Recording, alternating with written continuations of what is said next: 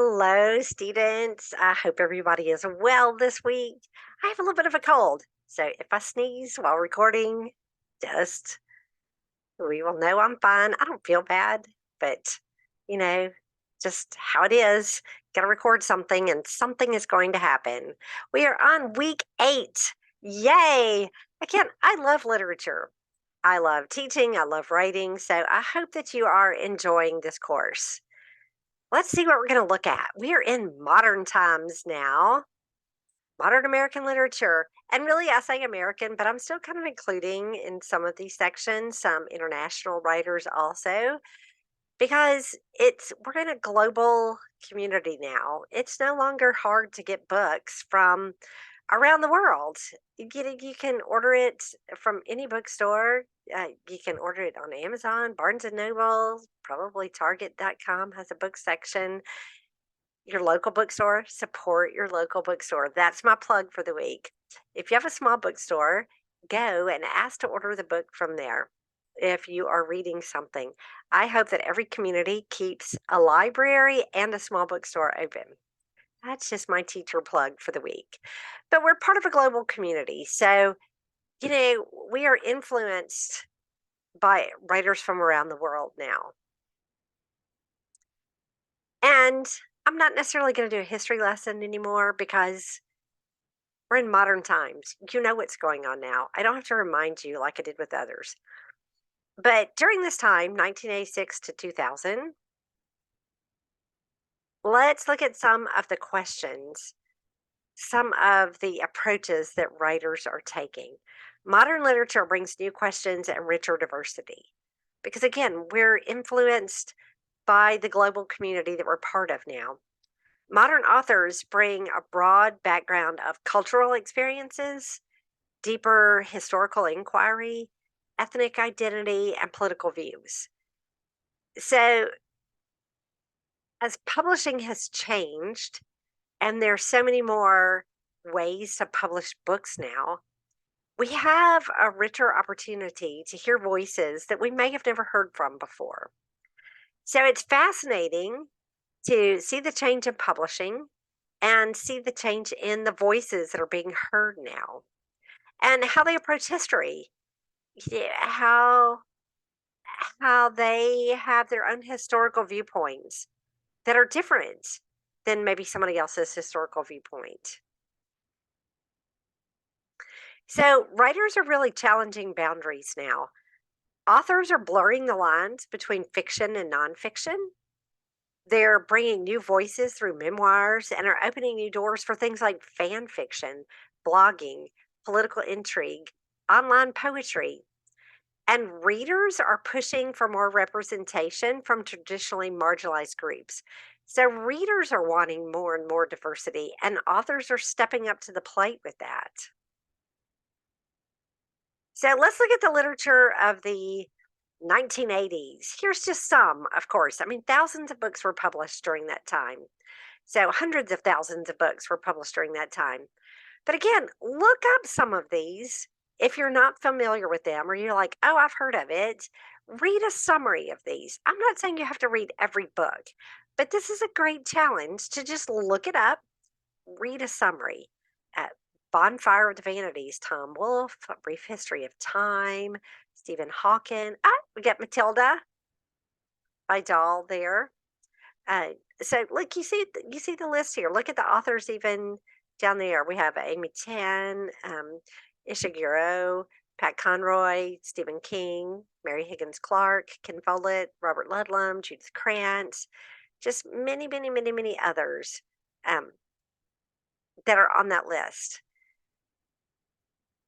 So again, I'm not trying to get you to read a book by every one of these, but you can see the different styles. There's every one of these has a completely different writing style, a completely different voice, a completely different personality. Literature of the 1990s. Oh, what a challenge it would be to say that everything even fit into this. Before I could kind of put it into romanticism or the Age of Enlightenment or this, the 1990s are all over the place. And to me, that's good. There's changes in immigration patterns in America, especially in Latin America, and that's reflected in the literature, in the books that we read, in the poetry, in the plays. The literature also reflects the racial tensions across the nation, reflects the redefining of how history is remembered and recorded. It reflects the sex scandals and political and social leaders. It reflects, that should say, with I don't know how to word that, with political and social leaders. It reflects the new technologies that we have. I mean, we have smartphones and even smarter phones and iPads, and it's accessible to young children now. For the first time ever, young kids, 3 and 4 years old, can walk around with technology. The literature of the 1990s reflects terrorism and reflects paranoia and fear, both rational and irrational. All of this is in society, and all of this is reflected honestly and through a variety of viewpoints in literature of the 1990s. Here are just a few of the national and international writers.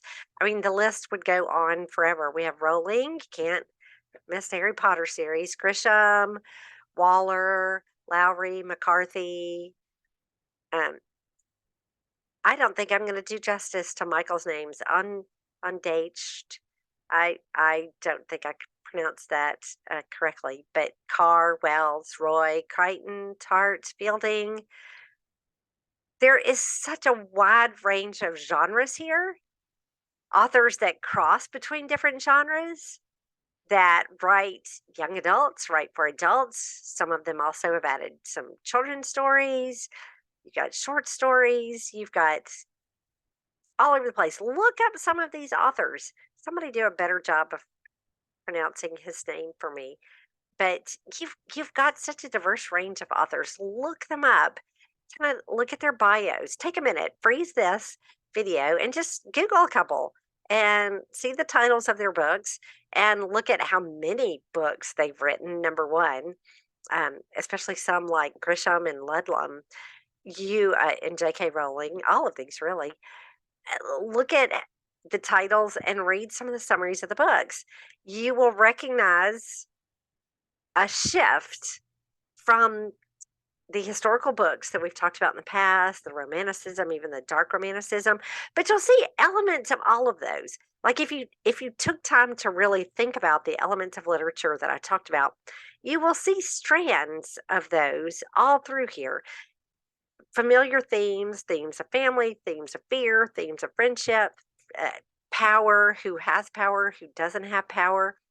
So think about the themes that run from the beginning of time, where we've talked about, and how those themes are still in the same books, but there's just a new perspective on those themes.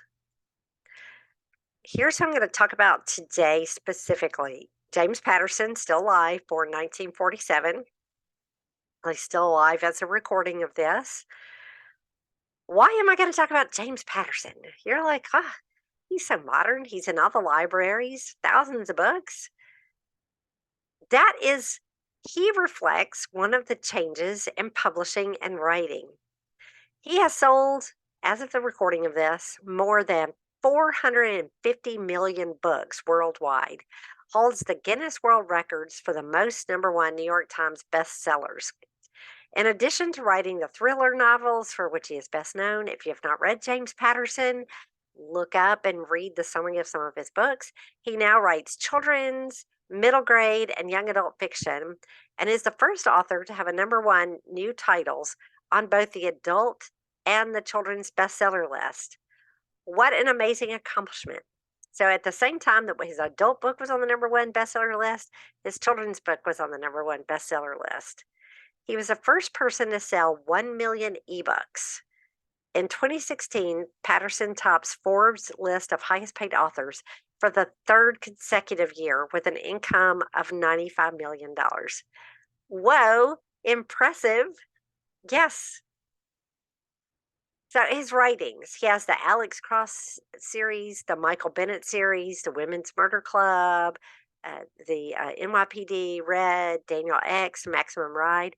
I like the Maximum Ride series.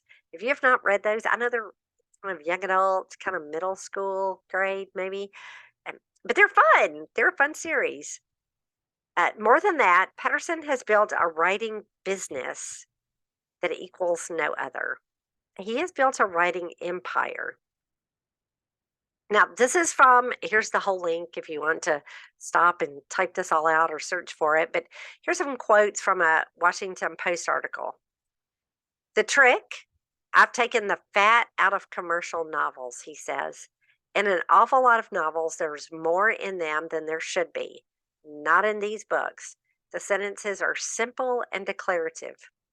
Every single chapter is conceived to move the plot and the characterization forward, he says, and to turn on the movie projectors in our heads. So, of course, his books are meant to make you read it as if you're watching a movie. Lots of action. He does um, give sparse description. I don't know. I'm trying to think of the right term of how to say that.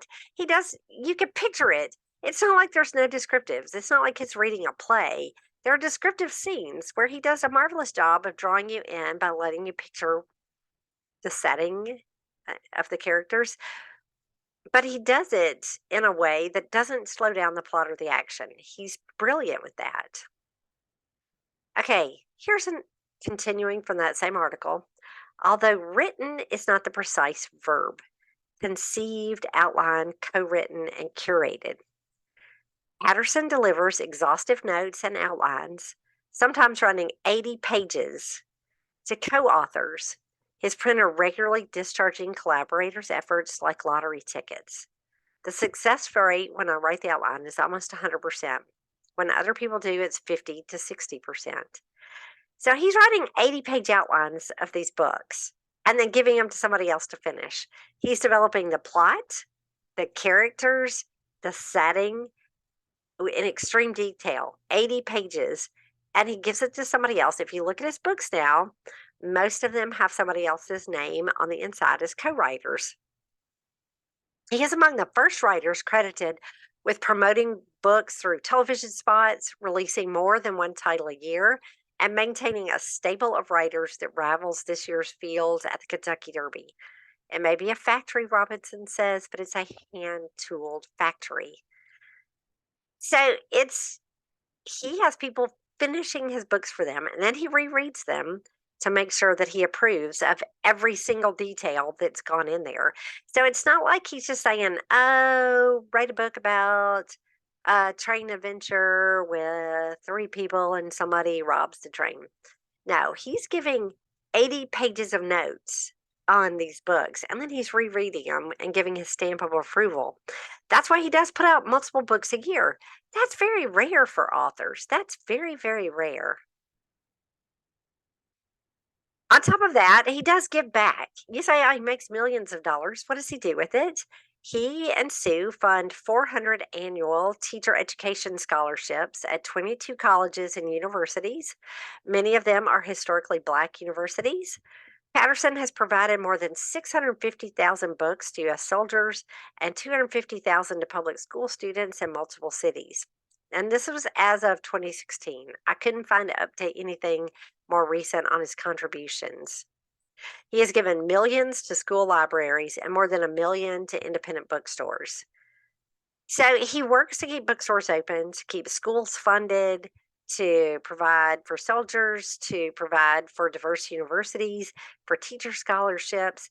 He does really value the community and his readers. Okay, enough of that for today.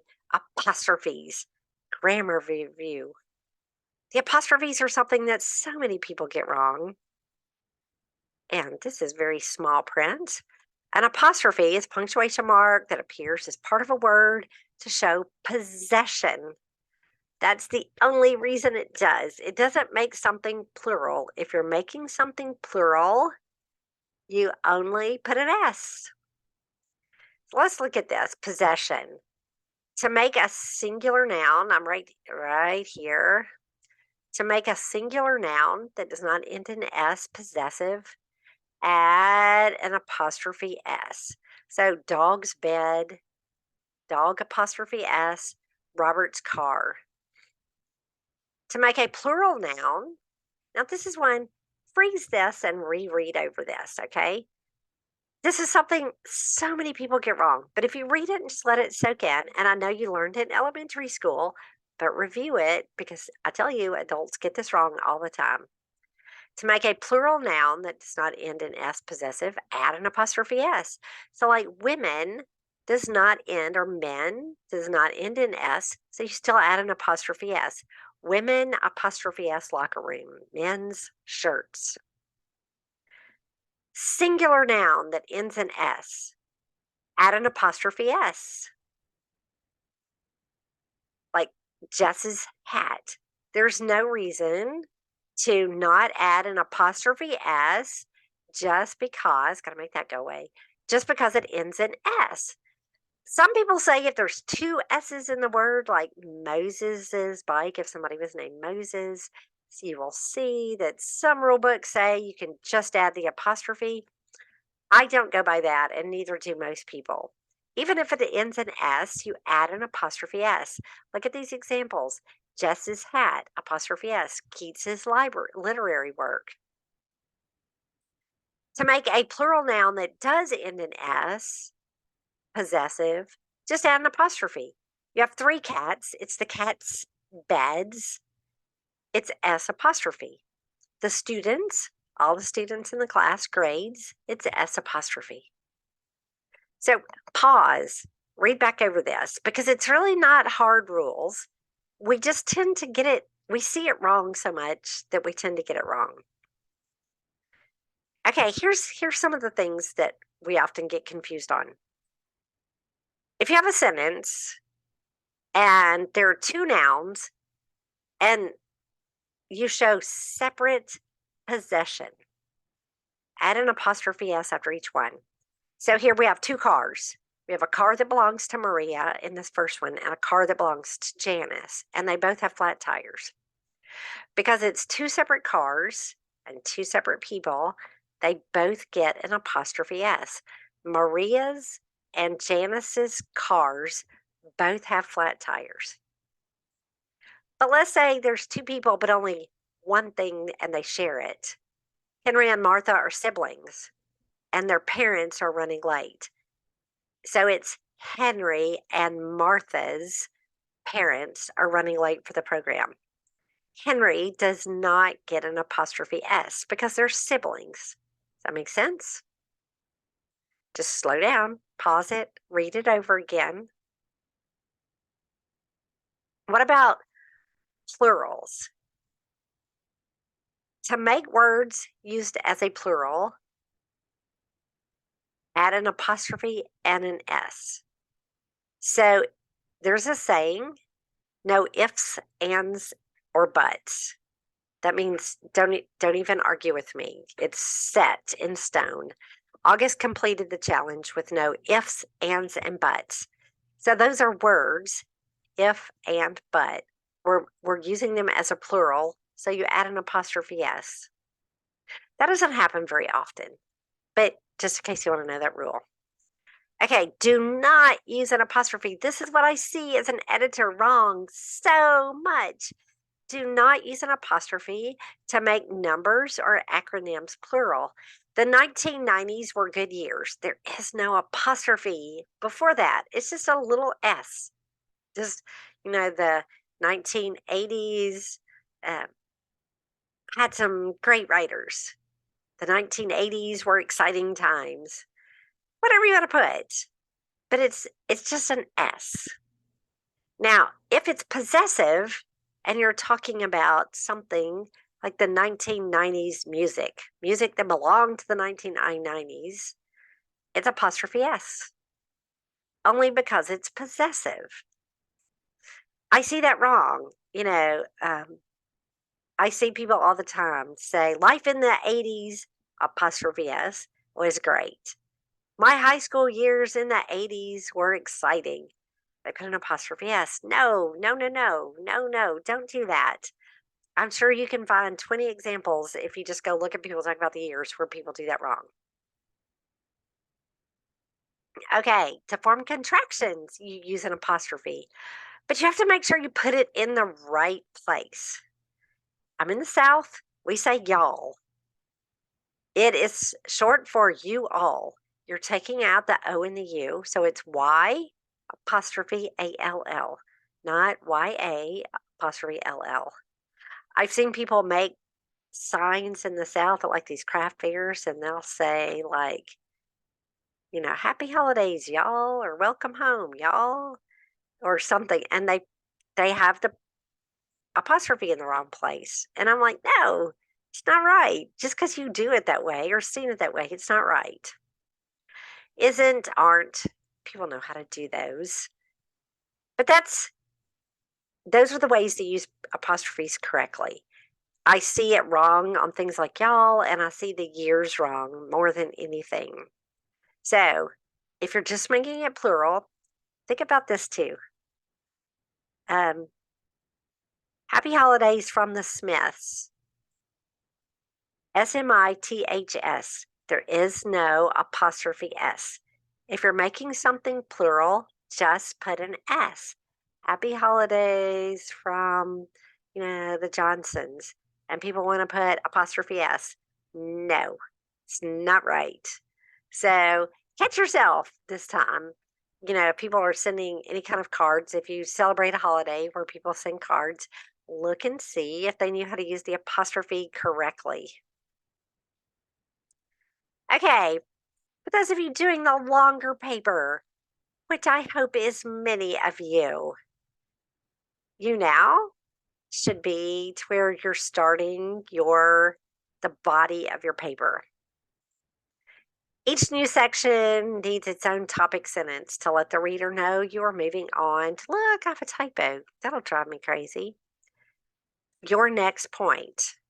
So if you're talking about elephants, giraffes, and leopards, when you move between them, you need a flow. Just as elephants do this, giraffes also, or elephants do this, however, giraffes do this, or just a phrase, just something to let us know I'm moving. Tie it back a little bit with maybe a clause at the beginning of the sentence and let us know that you're moving on to the next section. Good flow between sections. Use transitional phrases or words between the paragraphs. Okay, here's the other thing I want to say. Don't get overwhelmed. What was I thinking here? I have typos. See what happens if you get overwhelmed? You have typos. I'm willing to let you see me correct my typos because this is good editing. Don't get overwhelmed. Work in 45-minute to an hour blocks of time. Set and say that needs a hyphen. Look, I have all kind of typos in this. Get a rough draft down first, just like what I did, and then come back and edit. You can always edit. You are going to make mistakes, just like your teacher just made mistakes. You can go back and edit. Don't try to write perfectly the first time. Get a good draft down. Submit it to me to read. Let me know, what your questions are. But set smaller goals instead of thinking you have a 5-page paper due. Work towards one goal at a time. That's why I break it up the way that I do. A lot of students get a lot of stress about paper writing. They're like, I can't do it. I can't write a 10-page paper. I can't write a 5-page paper. Yes, you can. Set a smaller goal. First, I'm going to outline it. Oh, look, I got the outline. Now I'm going to write the introductory paragraph. Oh, look, I did that. Now I'm going to write the first section. Probably a page and a half. You've been writing page and a half papers since you were second, third grade. You're writing a page and a half at a time. This is your chance to practice for longer papers in the future. The more you write, the easier this will become. Okay, if you're not a writer or you're not a researcher, it may never be fun for you, but it will seem more possible. You will understand that you can break it down in sections and just make a commitment. Say, I am not going to stream this video on YouTube until I finish my introductory paragraph or start my next section. And set the goal. Just start. Just sit down and get a first draft down. It's okay if there's mistakes in it. Oh, look, I'm a teacher and I just had to correct 3 of my mistakes on this. It's totally okay if there's mistakes in it, okay? The biggest thing I want you to take from this, if you're choosing to write the longer paper, is you can do it. You can do this paper. Set small goals, make yourself turn it into me. If you get behind, don't let that stress you. Don't be embarrassed. Say, okay, last week I didn't write the introductory paragraph, so now I'm behind. That's okay. We all get behind and stuff. Still turn it in, just turn it in late. This is practice, okay? I'm here to walk you through it. And I'm here to give you lots of advice if you submit it and if you send me your questions. I can't do it if you don't let me know what you're having trouble with, okay? But I hope you're having a good week. Please let me know. Take time to look up these authors. This is modern literature. Look up James Patterson. Look at it in more depth than what I gave you. Okay, practice with the apostrophe, reread all of this.